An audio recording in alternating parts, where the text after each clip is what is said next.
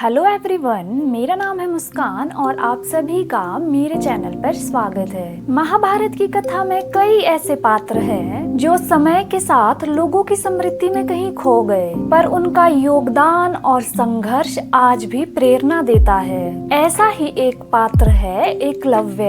एकलव्य की कहानी हमें बताती है कि प्रतिभा ना तो कुल देखती है ना ही जाति, वो केवल समर्पण, निष्ठा और आत्म बलिदान को पहचानती है। तो अगर आपको ये कथा पसंद आती है तो प्लीज वीडियो को लाइक कर दीजिए और चैनल को सब्सक्राइब कर दीजिए। तो चलिए कहानी शुरू करते हैं। एकलव्य का जन्म निषाद वंश में हुआ था। निषाद जाति वनवासी मानी जाती थी, जो शिकार, तीरंदाजी और प्राकृतिक जीवन में निपुण थी। उनके पिता हिरण्यधनु अंग देश के एक प्रमुख राजा थे, जो खुद एक महान योद्धा और वनराज के रूप में प्रसिद्ध थे। वो अत्यंत वीर, न्यायप्रिय और जनसेवी थे, लेकिन क्योंकि वे क्षत्रिय कुल से नहीं माने जाते थे, इसीलिए आर्य समाज उन्हें कभी उच्च कुल का नहीं समझते थे। एकलव्य की माता एक साधारण परंतु बुद्धिमान स्त्री थी। उन्होंने अपने पुत्र में आरंभ से ही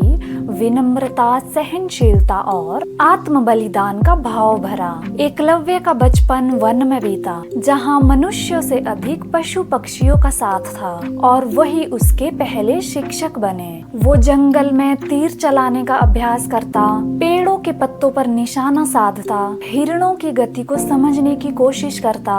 उसने प्रकृति से ही युद्ध कौशल सीखा। कब हवा तेज चल रही है, किस दिशा में तीर छोड़ा जाए, कौन सी आवाज शिकार की ओर संकेत करती है, ये सब बातें उसे जंगल ने सिखाई। जब एकलव्य बड़ा हुआ तब उसने कई यात्रियों से सुना कि हस्तिनापुर में एक महान गुरु है, गुरु द्रोणाचार्य।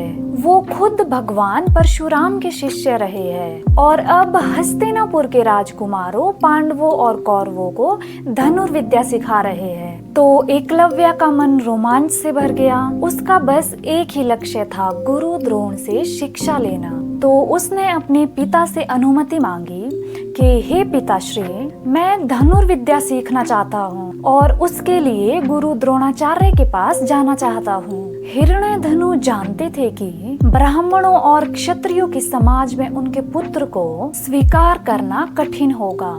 फिर भी उन्होंने एकलव्य की लगन देखकर अनुमति दे दी और उन्होंने कहा कि जा पुत्र, लेकिन एक बात याद रखना, जो भी हो अपने आत्मसम्मान को कभी मत खोना। तो एक दिन एकलव्य हस्तिनापुर की ओर निकल पड़ा, पैदल जंगलों से गुजरता, भूखा प्यासा, लेकिन अपनी आशा में अड़िग। जब वो गुरु द्रोण के आश्रम में पहुंचा तो वहां का दृश्य उसे मंत्रमुग्ध कर गया।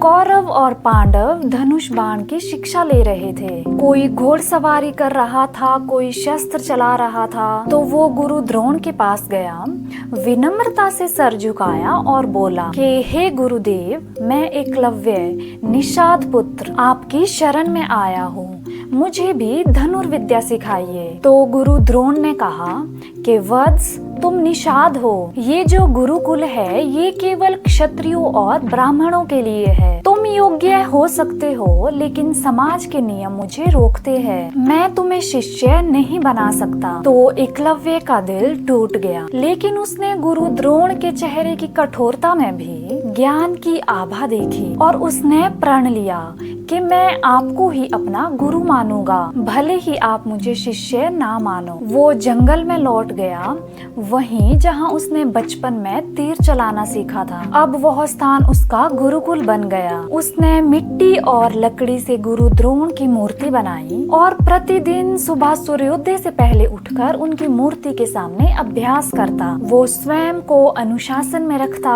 पहले प्रार्थना, फिर अभ्यास, फिर आत्म मंथन। उसकी एकाग्रता, उसकी लगन, उसका समर्पण, यह सब देखकर जंगल भी स्तब्ध रह जाता और धीरे धीरे उसका निशाना अचूक होता गया। तो एक दिन पांडव और द्रोणाचार्य जंगल में अभ्यास के लिए आए। वहाँ उन्होंने एक कुत्ते को देखा, जिसका मुंह बिना खून बहाए तीरों से पूरी तरह से बंद कर दिया गया था। ये एक अद्भुत कौशल था। द्रोणाचार्य चकित रह गए और उन्होंने पूछा कि ये किसका काम है। तभी एकलव्य वहाँ आ गया और सिर झुकाकर बोला कि गुरुदेव, यह मैंने किया है। और द्रोणाचार्य चौंक गए और कहते हैं कि तुम कौन हो। तो एकलव्य कहता है कि गुरुदेव, मैं वही एकलव्य हूँ जिसे आपने शिष्य बनाने से मना कर दिया था, लेकिन मैंने आपको ही अपना गुरु माना और आपके पाषाण स्वरूप के सामने अभ्यास करता रहा। तो द्रोणाचार्य को गर्व और चिंता दोनों हुई। गर्व इस बात का कि उनका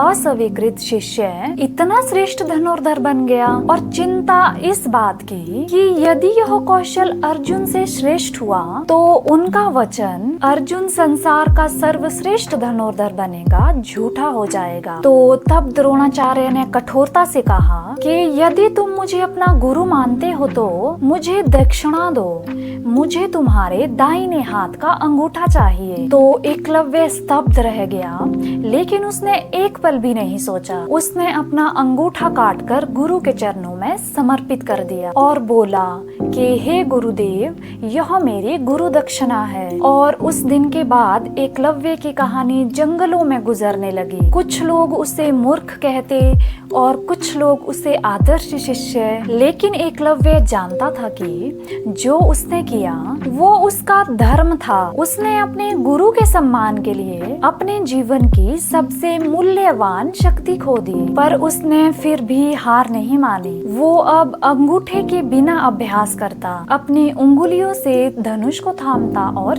तीर चलाता। उसका शरीर थक जाता पर आत्मा नहीं। उसके भीतर अब केवल युद्ध नहीं बल्कि आत्मज्ञान भी था। समय बीतता गया और एकलव्य एक महान योद्धा बना। जब जरासंध ने मगध से कई जनजातियों को अपने अधीन करना चाहा, तब एकलव्य ने निषादों की ओर से लड़ाई लड़ी। वो राजाओं की सभा में गया, पर उसकी जाति के कारण उसका सम्मान नहीं हुआ, लेकिन फिर भी उसने युद्ध में अपने बल का प्रमाण दिया। कुछ कथाओं के अनुसार बाद में श्री कृष्ण ने भी एकलव्य से युद्ध किया, जब जरासंध की सहायता से वो यादवों के विरोध में खड़ा था। वहाँ भी एकलव्य ने वीरता दिखाई और अंततः वह युद्ध में वीरगति को प्राप्त हुआ। एकलव्य केवल एक पात्र नहीं है, वो प्रतीक है संघर्ष, न्याय, गुरु भक्ति और आत्म बलिदान का। वो बताता है कि शिक्षा पाने के लिए केवल गुरु की उपस्थिति नहीं बल्कि सच्ची श्रद्धा चाहिए। आज भी कई संस्थाएं, पुरस्कार, शिक्षण संस्थान एकलव्य के नाम पर चलते हैं, जो इस महान योद्धा की स्मृति को जीवित रखते हैं। एकलव्य ने बिना किसी औपचारिक दीक्षा के भी गुरु को सर्वोच्च माना। उसने सिद्ध किया कि आत्मनिर्भर अभ्यास भी एक शिष्य को महान बना सकता है। उसने अपने स्वार्थ की जगह अपने गुरु के वचनों को प्राथमिकता दी। उसका जीवन इस बात का प्रमाण है कि प्रतिभा किसी जाति या वर्ग की मोहताज नहीं है। एकलव्य की कहानी केवल महाभारत का एक प्रसंग नहीं है, बल्कि यह आज के समाज को आईना दिखाती है, जहाँ संघर्ष, समर्पण और प्रतिभा को पहचानने की जरूरत है। यह कहानी हमें सिखाती है कि सच्चा ज्ञान भीतर से आता है और जो सच्चे मन से सीखे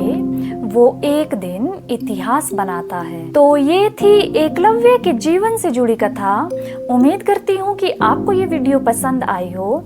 अगर आपको ये वीडियो पसंद आई हो तो प्लीज वीडियो को लाइक कर दीजिए और अपने दोस्तों के साथ शेयर कर दीजिए। चैनल पर नए हो तो चैनल को सब्सक्राइब कर दीजिए। फेसबुक पर देख रहे हो तो फॉलो जरूर करिए। आपसे मिलते हैं एक और इंटरेस्टिंग और ज्ञानप्रद कहानी के साथ। तब तक के लिए राधे राधे।